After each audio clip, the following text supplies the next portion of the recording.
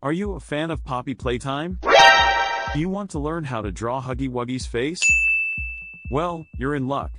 Today, I'm going to teach you how to master the art of drawing Huggy Wuggy's face from Poppy Playtime. So, grab your pencils and let's get started. Step 1. Draw a big circle in the center of your paper. This will be Huggy Wuggy's head.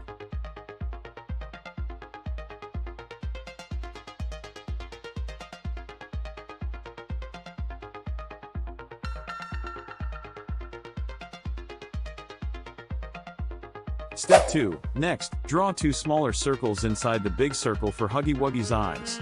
Make sure to leave a small gap between them.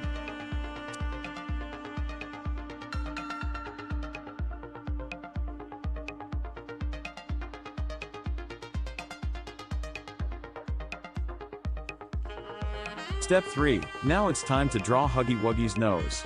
Draw a small oval shape just below the eyes and slightly towards the center. Step 4. Moving on to the mouth. Draw a curved line below the nose, starting from one side of the head and curving upwards towards the other side. Add Huggy Wuggy's teeth by drawing small, sharp triangles along the curved line of the mouth.